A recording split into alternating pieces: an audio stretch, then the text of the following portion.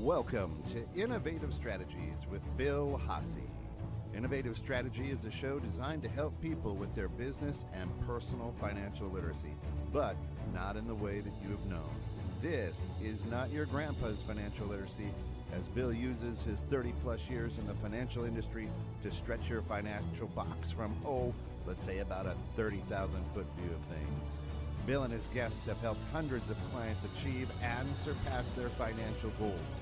If you have any questions, please email Bill at Billhasse, that's Bill at BillHaase.com, or reach out to him right here at 216thenet@gmail.com.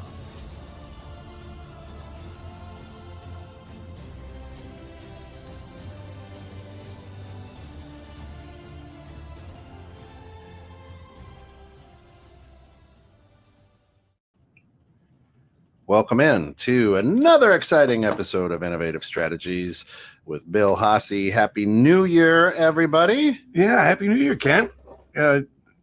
We got a good start to this year with our guest today. But before I bring him on, I want to ask, are you giving anything up for the new year? Are you making any changes? No, not really. I've got a lot of challenges out there for myself, but all my goals this year are written down as challenges. So they're more action than they are. I want an RV, or I want $1 million, or I like that. Yeah. Well, I'm trying to go out there on the speaking circuit and teach people that how money's a tool and not a goal. Yeah. And I think if people learn that, they'll live a little bit better lives. But I decided I was going to give up smoking crack. Oh, good. Just for a change of pace. Something you did often? Well, not in this lifetime. Oh, okay. But previous lives, I'm sure there was something there. Yeah. But it might explain a little bit of the old brain issues that we have. But the old airplane, right? Man, I picked the wrong day to stop sniffing glue. Looking forward to this year, going on a speaking tour. Got a book coming out. Yeah, that's exciting. So we got a lot going on. But today we have a very special guest. And many of you folks may recall back in, I think it was 2011, a little story called JMac. Yeah. JMac became the story of the year for ESPN. And for this particular guest, Coach Jim Johnson. So I wanted to bring him in. I've had the distinct privilege and pleasure of meeting with him and having some conversations. And Jim, we want to thank you for coming on the show. Greatly appreciate it. My pleasure, Bill. I'm looking forward to it. Yeah, and I thought Ken in particular would love this because being a basketball coach that he is at the junior college level, he's into this world much more deeply than I have ever been. The green room conversation. Being a short guy that I am, basketball was not my forte. Yeah, but I had to shy away from that after my sixth grade. Well, they say those who can, and those who can't coach, right? There you go. But Jim, tell us your story and fill us in. How this is an amazing story. So and when I hear other people tell it, it's always different numbers. There was only 1 minute left, and 68 points. I should be able to share the facts with you since I was there. So appreciate it. So actually, one little kid that Kent can probably appreciate that. I'm only 5'10", and I love basketball, and I played it in high school and 1 year of college. But I will say it was always better when I looked up to my players as opposed to looking down at them. That's right. There you go. So actually, it was 2006 is when the year JMac. So it'll be actually the 18th year anniversary coming up in February here. So it's amazing. I can't believe it's been that long. But it was so to give you just a very quick context to your listeners. I was a high school basketball coach actually at a high school in my hometown. I went to one of the other high schools. We had 3 high schools when I was growing up. And I was coaching, and I was having some success, I guess, if you look at from a win-loss. We were winning every year at the school. It's called Greece Athena. But we had my big stumbling block, and you hear it a lot in the coaching profession. You couldn't win the big one. And that was my problem. We kept going into our postseason tournament, and we would lose. We got to the semifinals of our tournament. 4 times when I met Jason, but we never won it and never even got to the finals. And so Jason tries out as a sophomore, and for context, Jason is on the autism spectrum. He's also learning disabled. And at that time, when he tried out for our JVs as a 10th grader, he was about 5'6" and 95 pounds. So he wasn't an imposing athlete, to say the least. Yeah.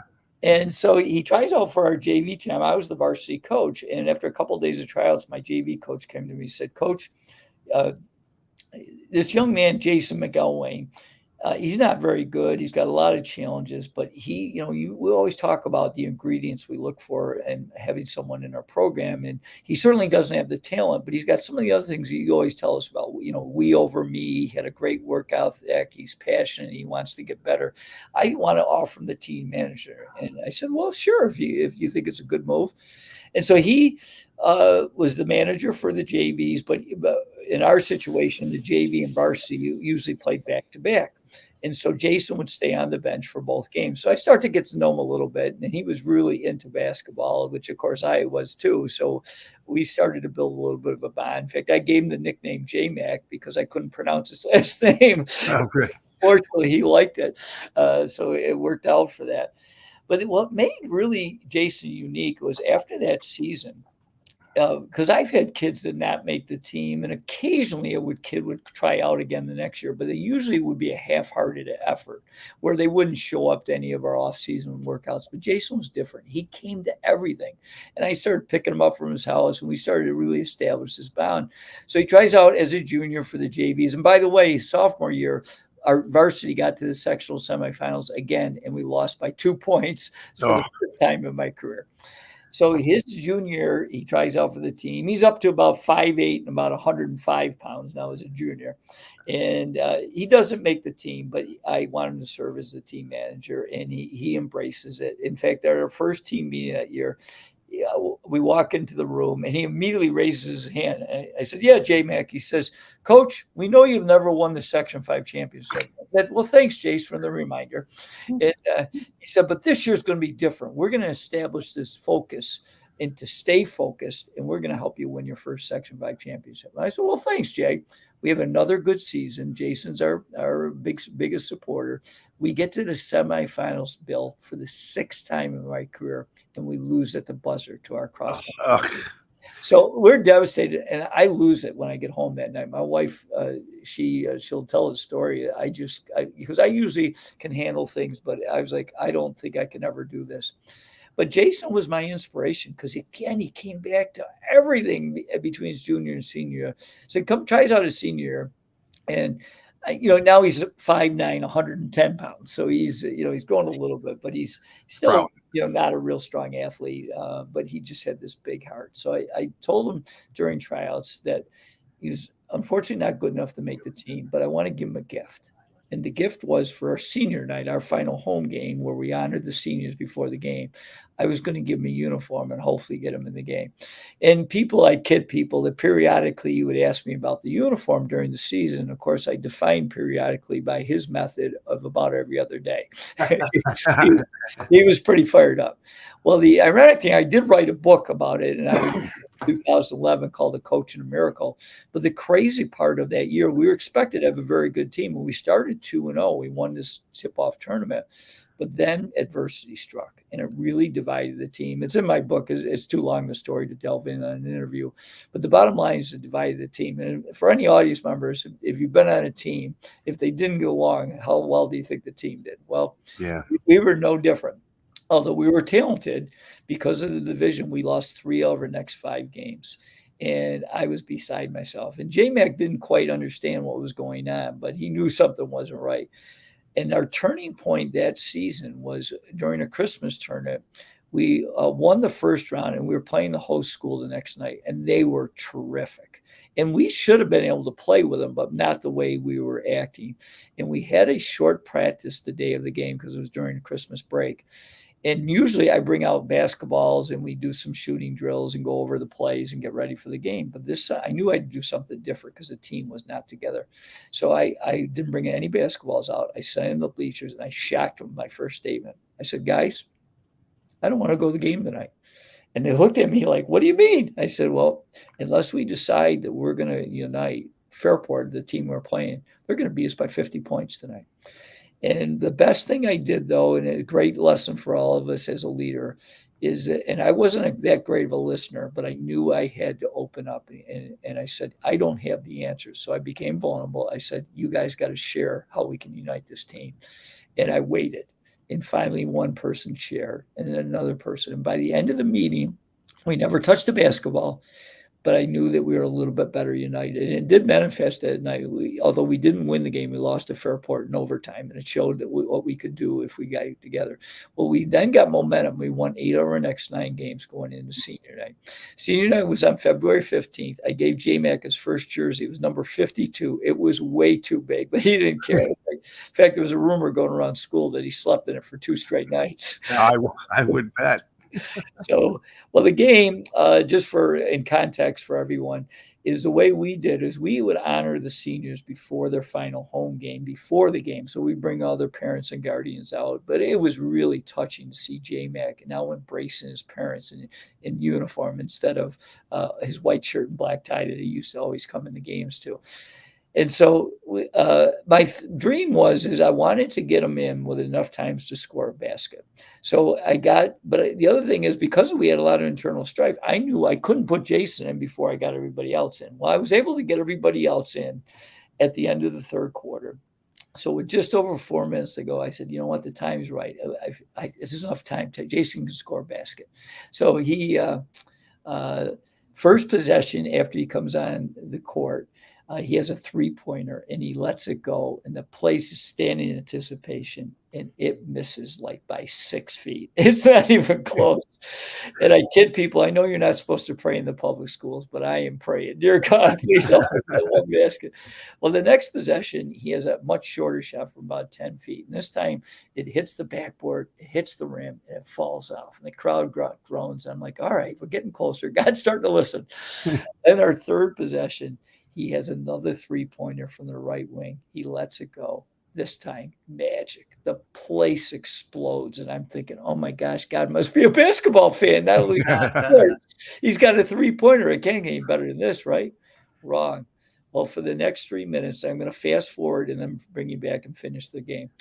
Is 5 months after that, he's up for an ESPY for the greatest sports moment of the year. And Jason's idol was the late, great Kobe Bryant. In fact, he used to sign his name, Jason J-Mac Kobe McElwain. I kid you not. That's how much he liked Kobe. Well, at the ESPYs, one of the other 4 finalists for the same award, the greatest sports moment of the year, was his idol. Kobe had scored 81 points in an NBA game. So he meets Kobe and then beats him out for the ESPY. Well, how did he do that? Well, after the first basket, he comes down, he makes another basket, another 3. Then he makes a 2 where his foot is on the line, so he nearly has another 3. And then he missed a couple. He made a couple. The place is just going bananas. It's crazy. And the way the game ends, I'll never forget. So our opponents, Spencerport, and I want to give kudos to their team. They're really good sports tonight. They score with about 10 seconds to go. And our player that takes the ball out of bounds, he normally throws it to our point guard, but for some other reason, he throws it to J-Mac.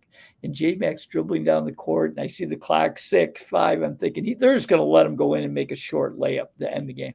Oh, no, he pulls up like 2 feet behind the arc, almost an NBA 3. I'm thinking, Jason, don't shoot from there. You're going to ruin the moment. He launches this rainbow. Swish. I look over, our student body runs on the floor. I'm thinking, oh my gosh, I'm living the movie Rudy, but this is really true. And our players actually run on the court. They put them up on their shoulders. And at this point, Bill, I have no idea how many points he has. And our public address announcer comes on and says the leading scorer for the Trojans tonight, J-Mac, with 20 points. And I'm thinking with my math brain, if he in the last 4 minutes. Yeah, if he'd have played the whole game at that rate, he would have scored 80 points for the game, which is pretty good. Or actually 160 because it was half a quarter.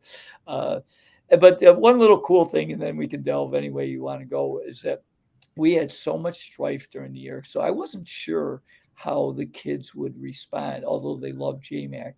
but I was so proud of them because I can share with you the essence of teamwork in those last 4 minutes. I didn't ask them to do that, but the other 4 players decided we were going to shine the light on J-Mac, and they passed the ball to him every time. In fact, I still kid Jason. I had lunch with him earlier this week. I said, J-Mac, I'm still looking for your first assist. You didn't pass the ball once. But it was certainly an incredible thing. And then I'll close by saying, I mentioned that we had never won the Section 5 championship. Well, now we started to get all this media attention. We can delve in that if you like. But 3.5 weeks later, after that game, we actually won our first Section 5 championship in front of our arena. That we normally get about 4,000 for a championship game. The arena seats 10, and that because we had gotten so much publicity that it was a sold-out game. So it was pretty cool that end that way. So. It's an incredible story, and it didn't really end there either. I mean, because after that game, if I understand our conversations correctly, it was picked up locally, right? Mm-hmm. It was recorded by students, right? Phones, and then it was picked up locally, which locally was Rochester, right? New York, and moved to New York City. Mm-hmm. And then kind of from there kept spreading out and it went global. Yeah. And ESPN picked it up. Yeah. And obviously because they wound up going to the ESPYs. Right. And did he win the ESPY? He did. He won the ESPY. Yeah. Okay. I thought so, but again, I'm not the basketball king. I bow to my producer Kent here on that subject. But what an incredible story. One moment in time, one decision changes how many lives? Yeah. So many. And it brought you a new career. Mm-hmm. You're out on the speaking circuit. Right. And have been for many, many years. That's kind of that's your retirement plan, which is fantastic. It's incredible how one choice, one decision can change one person's or many people's lives, right? As you did with this J-Mac guy. And do you know where J-Mac is nowadays? Yeah, he still lives in our town. He actually, I coached for 10 more years after that season. And after a couple of years out of our program, he actually came into the office one day. He says, Coach, I really missed the program. Can I come back and help? And so he was my volunteer assistant for my last 9 years of coaching. And a little sidelight I kid people is that he, we mentioned that we had won our sectional championship until Jason's senior year. Well, we won it the next year when he was not around. And then we actually won it 4 more times when he was with me. So he's definitely my good luck charm. So for a small fee, I will rent him out to people. So there you go. So Kent, keep trying. Yeah. It depends which lens you're looking at, right? So here's a young man who followed his passion and stuck to it. And every day, could I get coach, can I, right? Yeah. And so there's a lesson to be learned too about, had he just gone, you know what, it's never going to happen, right? Yeah. The success that he had, the ESPY to me is a small piece, but the 9 years that he was with you on the bench, how he's multiplied that and shared that through a lot of young people, to me, is the true story, right? Yeah. I mean, it's that feel good, and that's just kind of follow your passion. Stay after your passion. You learn where you can fit in. Maybe you aren't the best player. Maybe this is the good place where you fit in, and make the best of it. Right. Absolutely. That's persistence. Yeah. Now when it comes to that team atmosphere. Tell me about the reaction of the rest of the team. Here's this kid, and they made a conscious effort and all to of include a sudden, him in the game. He gets all the glory, and it's a team sport. Tell me the atmosphere in the locker room from the rest of the teammates when that happened. Were they like, "That's my guy," or like, "Man, that might have been a bit," you know what I'm saying? Yeah. Well, I will say. At the beginning, they were just so excited and happy for him. I think everyone, and it was really cool when I watched the video the next day, because as I said, we had a lot of turmoil, and to see his teammates that weren't on the floor jumping up and down. So it really showed that their true love for him. And then really, I think what was great as Jason's example is now after that game, he's got to go back and be our team manager. Yeah. And this is a great little story that in fact, I share this with one of my presentations is that, we got interviewed a lot. And one of the things that people would ask Jason, after that season was completed, well, tell us about the best thing that happened to your senior year. And of course, what they're expecting him is to start talking about his game, right? Where he scored all the points. And he immediately says, "Oh, winning the Section 5 championship. There's no question." And of course, it throws everybody off. But that's how much he was into the team. And I think the players so much appreciate because now he becomes this mini celebrity. Yep. Yet he was so into helping the team win the sectional championship, and that's his greatest gift. I think, he really taught everyone what it takes to be a great teammate. Yeah, that's fantastic. It's an amazing story. I love that question too. I can definitely see how. Wait a minute, the kid played for 4 minutes and he stole all the glory of a whole season. Right. Yeah. And we won the sectional fives, and coach can finally go home to his wife and breathe, and she'll want to not have to tiptoe around the house. Right. Yeah, because I know how that can go. I've played sports, but it's that is a challenge. Yeah. And the question too, right? I look at things oddly, but then the question, coach, would be, hey, you know what? I was on. You take a look at Judd Bushler for the Bulls. He sat at the end of the bench, but he's like, "Listen, I got 3 rings because I played with Michael Jordan." Right.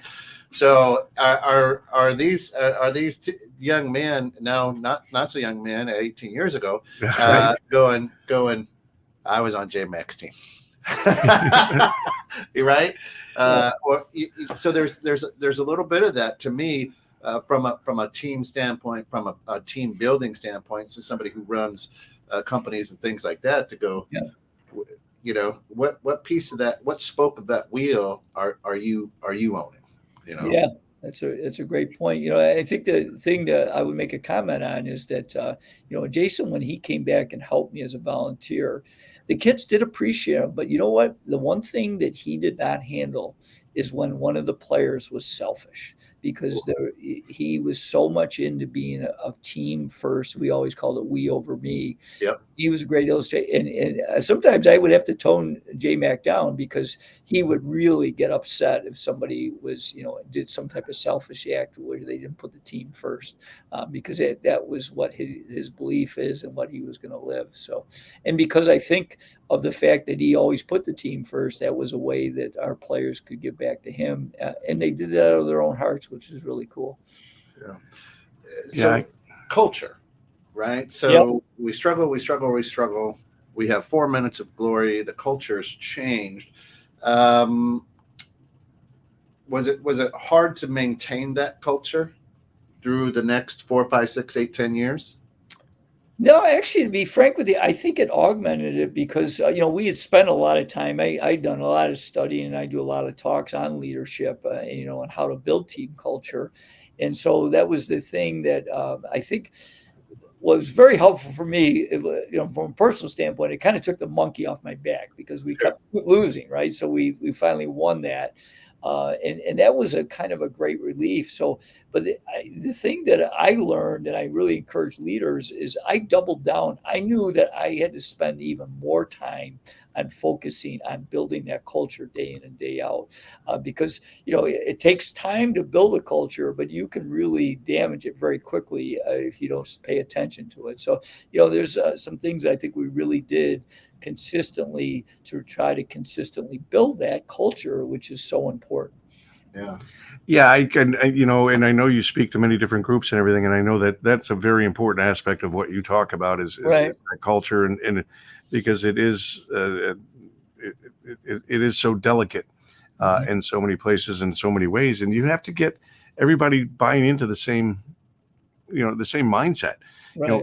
Here's what we're doing, here's why we're doing it, and here's what we're trying to accomplish. If you get everybody buying in, it can be a wonderful thing. But you even get one who's not buying in, that can be a cancer. Yes, absolutely. spread. You mentioned, at the end of the game, even the players that were sitting on the bench were jumping up and down, Right. and they were all excited. That's all a part of winning. Gets everybody excited, right? And gets everybody together. It's the challenging times when you aren't winning, like in the beginning of that season. That was when it was much more challenging. I love the fact that you just sat down with your team and just said, "Look, I got nothing." You guys, because I think that's an amazing lesson to teach young people. Put them on the spot. What do you think? You got skin in the game. Yes. It's not coach telling you everything that you need to know, say, and do, because kids get that all day long from everybody, teachers, parents, people people they bump into. It doesn't matter. Everybody's telling them they don't know anything. Just do as I say and not as I do, kind of a thing. Right. And not a great way to grow up learning. But we all did. Yeah. So I really love the fact that you sat down and just said, "What do you got?" Because I got nothing. Right. You're being vulnerable. You're being honest. Yeah. That's that in and of itself. I think that's a great part of the story. Yeah. To me. Thank you. To me, because that's leadership. We don't know everything. We don't have all the answers. Right. You could coach your whole life and you still don't know everything about coaching and motivation and leadership and decision making and stuff. I can study film all my life and I still wouldn't know it as a player or a coach. Right. I played semi-pro soccer for years, and that's as far as I could ever get, no matter how hard I tried. Right. But fortunately, I knew I was never going to get much further. So time to move on to adulthood. Part of life for sure. But I just love that. I think that's true leadership. Well, and everything in life can change in a nanosecond, that moment in time. Yeah. Right. And a lot of us, Jim, go through life searching for that moment in time and miss it because we are so focused on looking for that moment. It blows right by you in time. Right. So what do you tell people on how to recognize that moment in time, or you don't until you look in the look back? I mean, hindsight's 2020. So I mean, as you're developing teams and working with companies and sports teams, and I mean, how do you get them to understand when that moment in time is? Well, certainly you never know when that's going to happen. And certainly the other part of that is most people are not going to have a team manager score 20 points in a game. Right. That may never happen again. Who knows? But, that's why I wrote a book called The Coach in a Miracle, because I truly believe I lived a miracle. But I will say this, is that I think when you develop a systemized, consistent approach so that people know where you're coming from. One of the things I challenge leaders is trust is so important in building a great team culture. But what I often do in my presentations is I'll say, is trust important? And it's 100%. Okay. There's not anyone in any audience I've ever done that didn't think trust was important. But then I kind of shock them when I say this statement. Well, do you have a plan on how you're going to build trust with your team members? And most of them are like, no. And that was one of the things, because I took over 4 programs. The first one was a disaster. I was 25 years old. I thought I knew everything about coaching. And we won 1 game and they decided not to bring me back. So it was a pretty humbling experience. But fortunately, I mentioned in the pre-call that I got an opportunity to work for Bill Van Gundy as a junior college coach. And he helped me get back on my feet. But then I took over 3 high school programs that were all been losing. And one of the things that we really focused on is developing a trust plan on how we're going to build that, because we were able to turn all those programs around. And so I talk about 3 key ingredients. I think one is that as a leader, you have to consistently align your words and actions. If you're not setting the example consistently, trust is going to be broken. Number 2 is I think you really got to have a foundation of telling each other the truth. As the Bible says, the truth will set you free. And there is some both art and science to that. And the fact that, I would tell the truth, but sometimes I would do that one-on-one. Sometimes I do that in front of the whole team. So that's where the art comes in. That you're not just saying exactly what you want to say every time. Right. You got to have some tact as a leader for sure. But I think that setting the foundation that you're going to tell each other the truth, I think is really powerful in building trust. And then the third one that I really learned this from the idea that we were taking over programs that had been bad. And I got this idea from the great Ken Blanchard with the 1 Minute Manager, and that is catching people doing right. And that's what we really try to focus in. These young people, they've been beaten down, they've been losing. Mm-hmm. We got to find ways to recognize. And one of the things I really try to teach leaders is when you recognize people, be specific. So I'll give you this illustration. Instead of saying, "Nice job, Johnny." Now, Johnny would probably like that, but he really doesn't have clarity of why I complimented him. But if I say, "Johnny, that was awesome how you dove on the floor for that loose ball." That's what championship players do on championship teams. Now I've given him a lot of clarity of what we're looking for and what we're going to praise. So, Yeah. And specific. I love the fact that you talk about, okay, there's two ways that you have to go about it. And one is on the individual side, one is on the whole team side. Mm-hmm. And, the consistency between the two, so very important, because the one-on-ones are extremely important. Yeah. Because a player needs to know that they're being recognized individually, even though they're playing on a team. Right. Yeah. Because they play a role on the team, and they need to know that, what they're doing well. I love that you're talking about pointing out the positives. We far too often look at negatives. Yeah. It's easy. We put people down around us all the time because maybe that makes us feel like we're better. Right. And I love looking at the positives, and it's amazing if you focus on that, because I have recently, and it's amazing how many positive things are actually going on around you all the time. Yeah, that's a great point. And we never, we have a hard time ever seeing it. Right. And maybe we can go years and years or a good portion of your life not seeing it. But once it starts showing up and you start focusing on it, it's absolutely incredible. So, sitting here in the producer's booth is a long lifetime friend of mine, Sam Hammer, who's going to be taking over a lot of the production.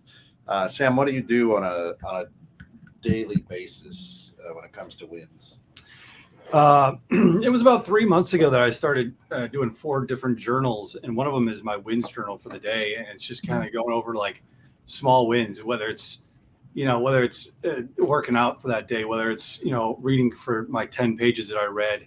Small stuff, right? Because we don't focus on that. Mm-hmm. We were always taught up when we were brought up to focus on the negative. And I don't mean like people told you literally to focus on the negative, but that's what they always point out because they want to correct you, right? Yeah, so that's what we always focus on through learned habits. So I just started to do a gratitude journal, a goals journal, an affirmations journal, and then that wins journal. And it's really gave me clarity and give me confidence of like, hey, I'm moving the needle, right? Every day, one step at a time. And so when I was mentoring some kids at a high school last year, one of the things I get to speak in front of the whole group, and one of the things I told them was, I said, do me a favor. I said, at least once a week, sit down and go over the good things that happened to you, the good things that you saw happen around you. I said, please just do this every week. I said, I guarantee you in week 4 and week 5, you're going to start seeing more and more. And as you go on, you're going to recognize all the good things. You're right. We are raised like, no, you did that wrong. No, don't do it that way. We're not told, great job. That's awesome. If you keep doing it that way and you're going to be a rock star. Nobody ever says that. Right.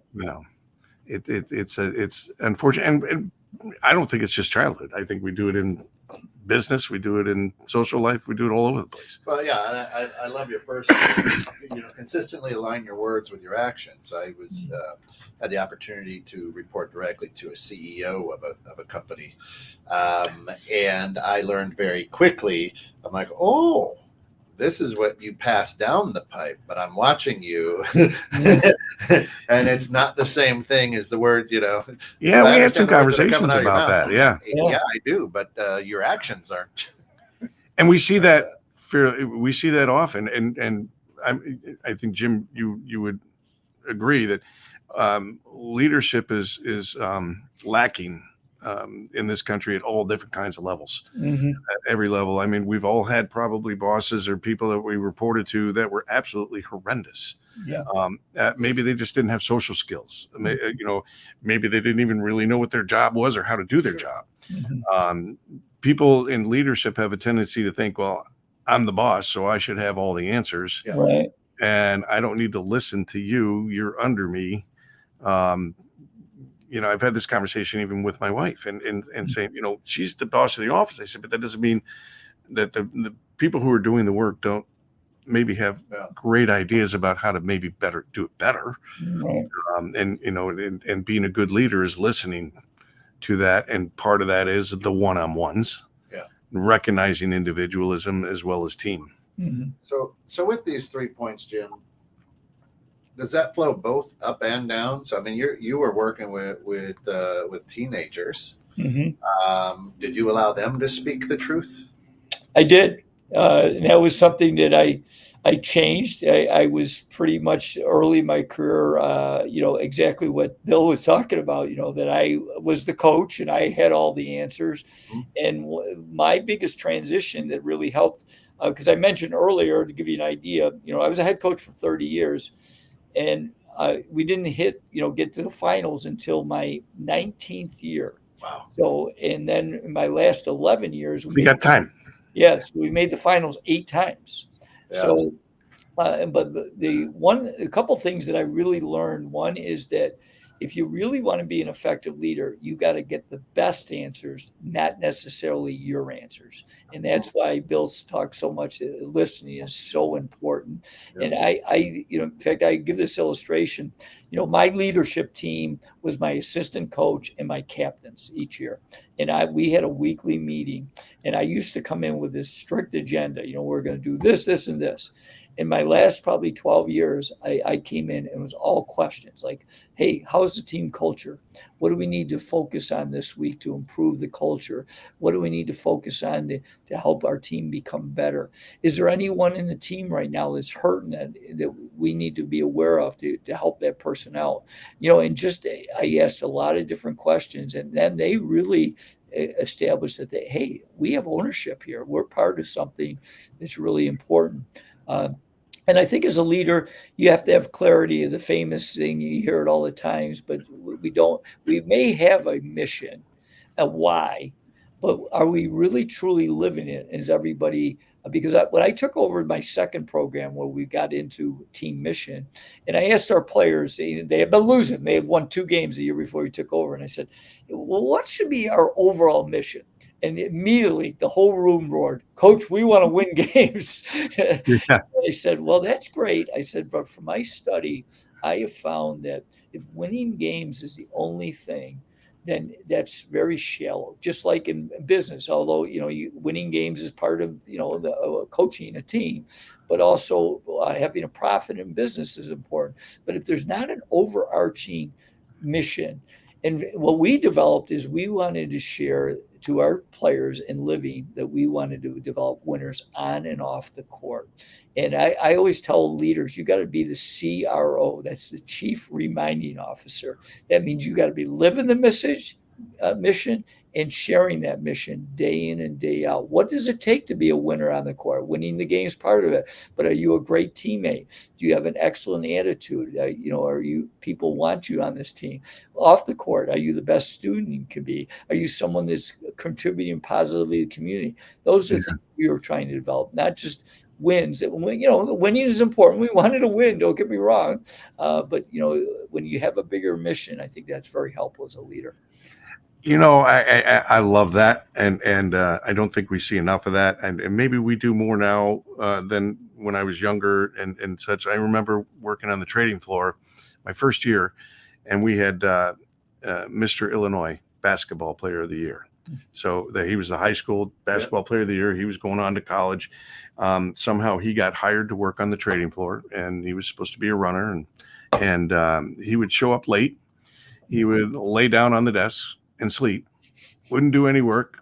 At the end of the first week, he got a paycheck, and he looked at my boss, the manager, and said, "Do I start getting these every day?"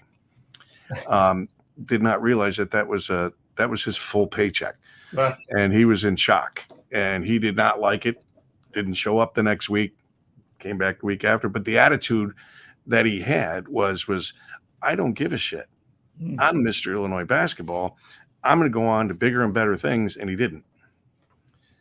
And I can assure you, it is solely because of his attitude and his mindset. Yep. That held him back. And I've seen coaches, good coaches, bad coaches. I've been involved in coaching. I coached soccer. I helped start AYSO in Illinois back in '76, and I've had co-coaches with me that were horrendous, yelling at 7-year-old kids. I mean, really? Yeah. You're making the kids cry because they weren't playing that great this week? Seriously? We're not even keeping score here, folks. Right. That's how bad it was. But yeah, my daughter in 8th grade, they had the top volleyball team, and they went to the championship, and they won the first game. Then they lost the second game, and they lost the momentum. And their coach was over in the corner before the third game, throwing his clipboard, screaming and hollering at him. The other coach on the other side, the girls are jumping up and down, and they're hooray, hooray. And the coaches, "You're doing awesome. Just keep plugging away. Keep doing what you're doing." And of course, that team came out and whooped my daughter's team's butt, and they lost the championship. And to this day, I said, that was a coach loss. That was not a team loss. That was a coach loss, because I saw what the other coach did and what the two of them were doing, and how one was inspirational and one was just shredding. Yeah. I don't know if we can still go back to the days of Bobby Knight coaching kind of things. I don't believe in it, but Right. Legend. he's a legend. Rest in I've peace. had friends with sons in high school that quit playing football, even though they were looking to get scholarships I think in because of the leadership- coaching. I think in leadership, that's a lot of the issue as well, right? I mean, Bobby Knight was successful because he could recruit people who could be coached the way he coached, right? That's different. I can't, as a high school coach, do that because I don't have the opportunity to recruit those athletes. And in business and in leadership, I look at Bill and I go, well, Bill manages way different. He's very successful and he makes pizzas, but I make cookies and I don't coach. You know what I mean? So I think there's that piece of instead of learning from giants, instead of learning from greatness, we tend to compare. Right. And it can be very destructive in leadership, I think. Yeah, I think that's a great point, because when you get comparing, you really get in trouble. I think the best advice I try to give people, especially young people, is compare yourself to how you were yesterday. You're a little better today. If you are, that's what you want. You want to keep progressing in the right direction. Yeah, I mean, It takes effort. because I'm a basketball nut, right? The big and I'm a Lakers fan through and through because Magic Johnson was my guy. And you're I- wearing I purple even- and gold now. Yeah, I even coach at a school that's purple and gold. So LeBron James is a freak talent that hasn't been seen ever, but people compare him to a guy who hasn't played for over 20 years, right? Yeah. And instead of being able to enjoy the business that this guy has done and put together, we have to compare and hate. Yeah, well, Right. good point. And a lot of times I think that steals from the culture too, because I might have the best salespeople out here in the world who are just building relationships and doing great things, and I'm comparing to somebody else, and I'm like, you need to do, and then I change the culture because of my inability to be able to see what's right in front Well, of me. you can even get that internally. I've seen that where the head of a sales team starts putting the salesmen pitting against each other. Yeah. And it's like, how is that helpful? Right. how is that? You know, in being in the financial world and realizing that the training in that world is non-existent, or should be, because what they do is worse than non-existent. But they strut people out on stage that are successful in that past year, and they say, "Tell us how you did it." Yeah. And none of them can. Yeah. They So- can't. They just, it fell in their lap. They had a good year. So You know, yeah, so to me, with LeBron James, who's a billionaire, Yeah. the true story there for me is he a billionaire now? is when he was he was a rookie, he took his best friend to be his financial manager, who wasn't a financial guy, didn't have any degrees in finance, and people said, "You are foolish. This kid doesn't know what he's doing. You're going to lose all your millions." Huh. And this young man learned, however, Yeah. and created a diet. You know, Maverick Card. what's that? Is that Maverick Card? Yeah, Yeah. Maverick Carter, right? To now, he's taken and created a billionaire, and you know, and look who's laughing now, right? But there's a lot of, I think that moment in time, Coach, is there's a lot of that. You know what? I could play J Mac, but I'm not going to. I Right. want to, But but is that the right thing to do? yes, Mhm. right. And It is in one way, but it is maybe not in another way. the amazing thing is, because you did, that's when what I call the eggshell cracked and the light started coming out of the eggshell. The magic happens. Yeah. One decision, one moment in time. I think the one thing that I really try to teach people about is that we give people an opportunity when they deserve it. And I mentioned that Jason was completely committed to our program. And I've had a lot of people ask me over the years, when he shot that air ball, were you going to take him out? I said, no, he deserved the chance, and I was going to run with that no matter how good or bad he played, because he deserved that opportunity because of all the time, the effort, the sweat equity that he put in. He deserved an opportunity. Yeah, it makes perfect sense. You talked about the kids that didn't make it one year and didn't put any effort in throughout the rest of the year, and then come back and try to do it again half-heartedly. Yeah. Now, for the last 15 minutes of this show, let's talk about you, Coach. And I'm going to get dirty with you here. Okay. 19 years before you achieved, quote unquote, the success, the championship. That's what every coach, that's what every business owner wants. We want that gold ring, right? And you said there was a point where you lost it. You're like, what in the world am I doing? Right?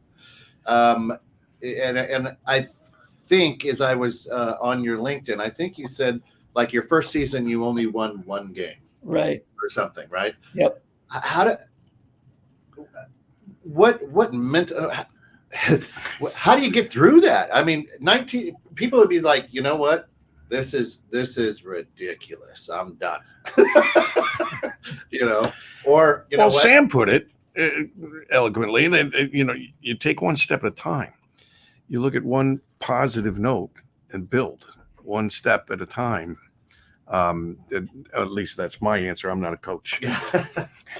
Well, I mean, you're a leader. So what was it during that time? Was it your passion? Was it your love for the game? Was it the love for the kids? Was it all the above? I mean, I know there's no easy answer, because a lot of our listeners are entrepreneurs. Yeah. And that's the loneliest. Coaching is the loneliest position that you'll ever get.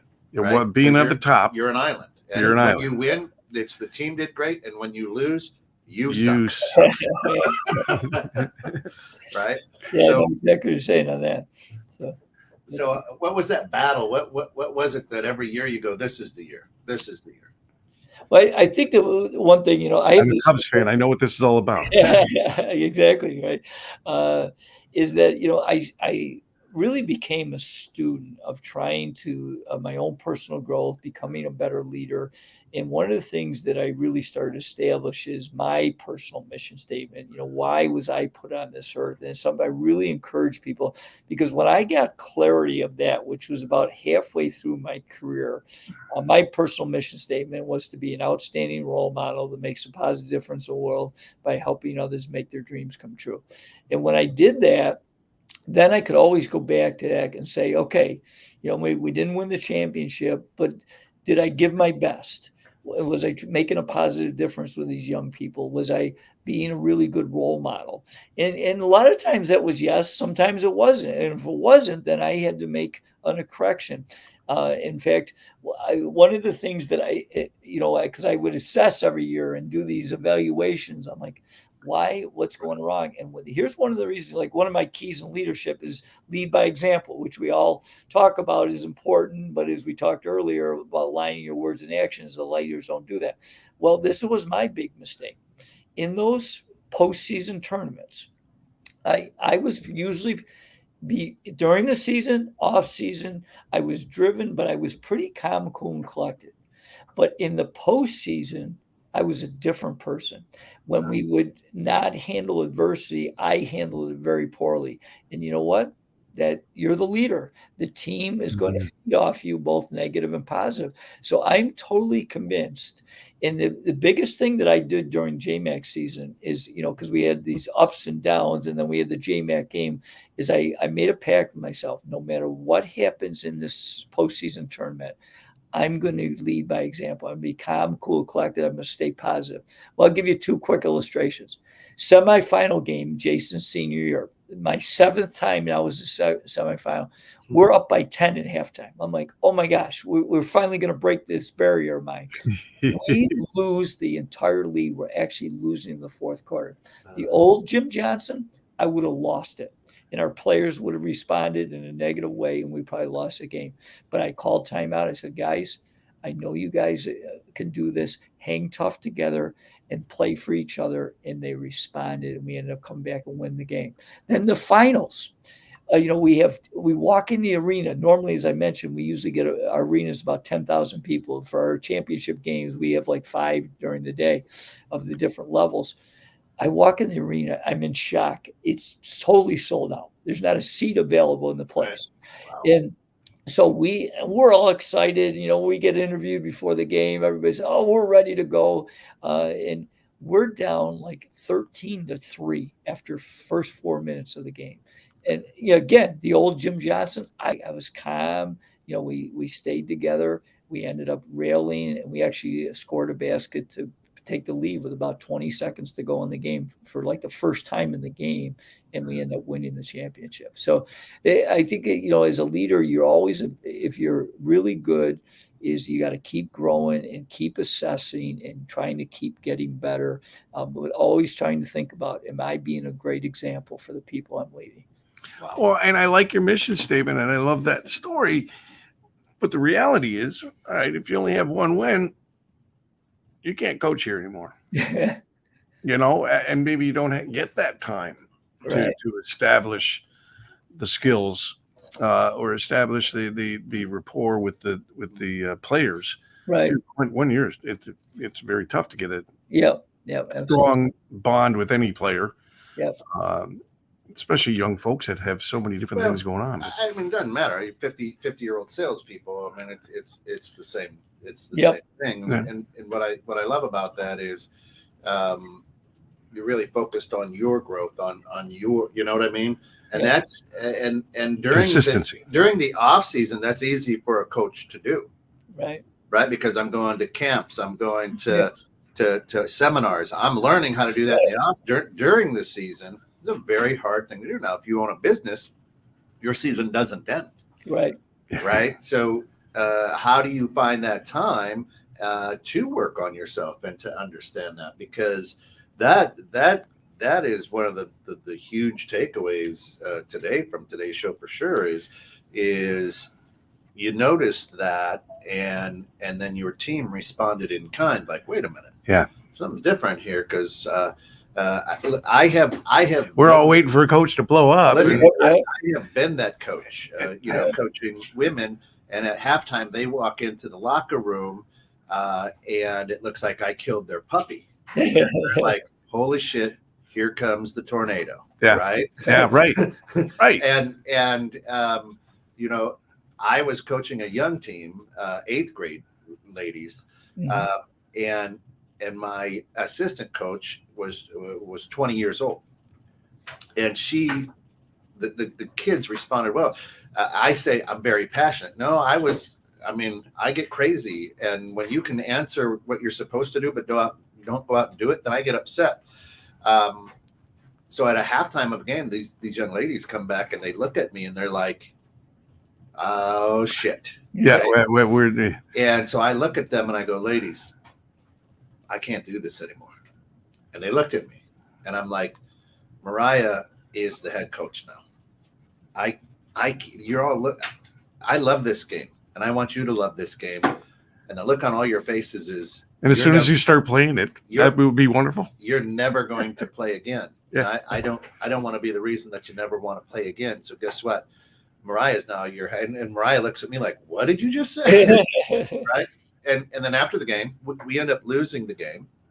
But after the game, I gather the team and their parents, and I just say, "Listen, I'm still involved. I'm still going to be at practices, running practices. We're still going to be doing things, but the ladies just aren't responding to me." Right? And all the parents come up like, "I love the way you coach." I said, "Yes, but you don't play for me." Right? So there was a piece there where I had to understand my leadership style for that team wasn't going to work. And you know what? We went on to be very successful, and there was a lot of growth. And now these young ladies are freshmen, and they've only lost 1 or 2 games. So you weren't saying to yourself that my leadership style isn't effective. I need to adjust. I did. I adjusted by giving them a different voice. I still ran practices. I still ran drills. I came up with the practice plan.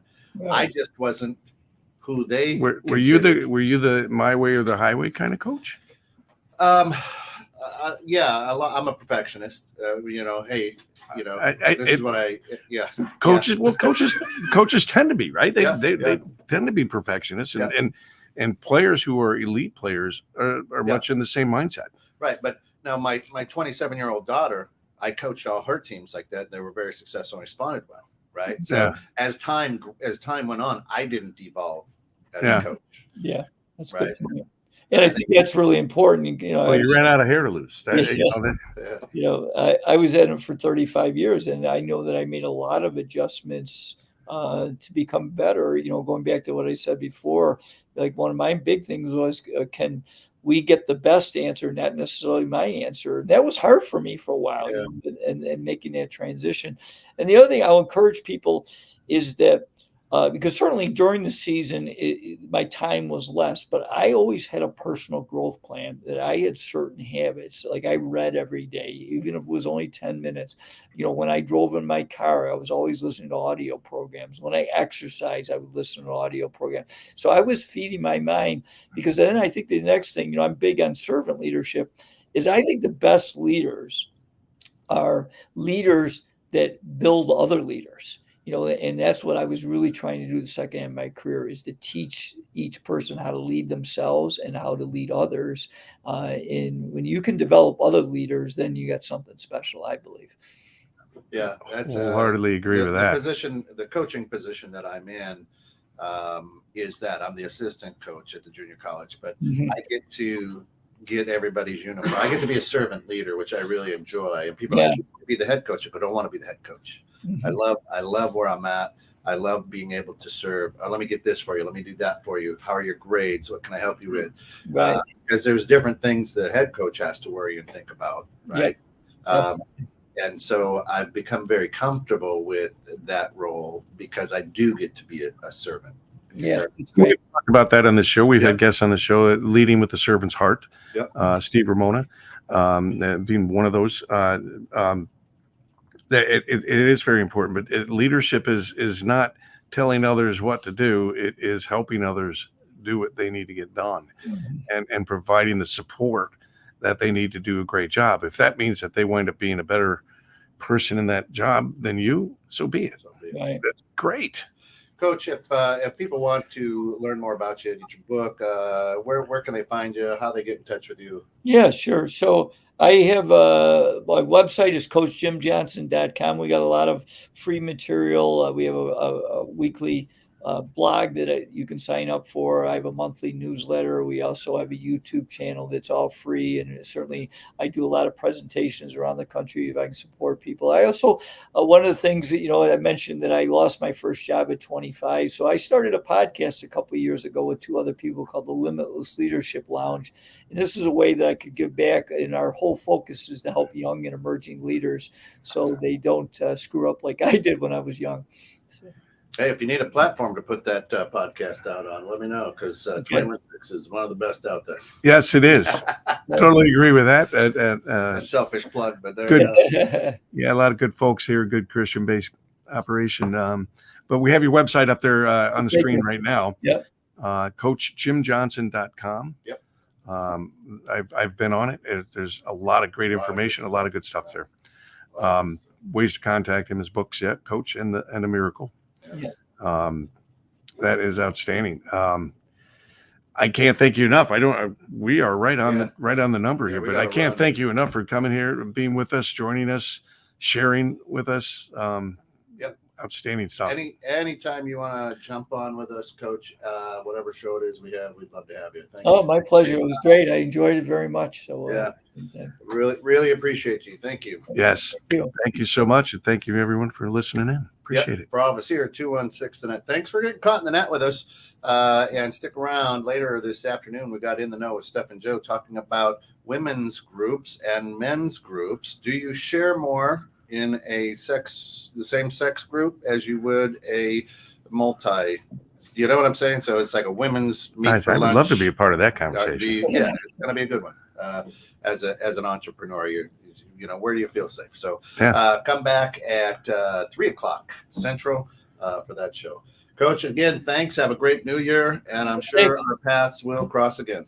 Sounds like a plan. Sounds great. Happy New Year to both of you. Look forward to staying in touch. Happy New Year, and thank you so much, Jim. I will be in touch. Take care. Thanks.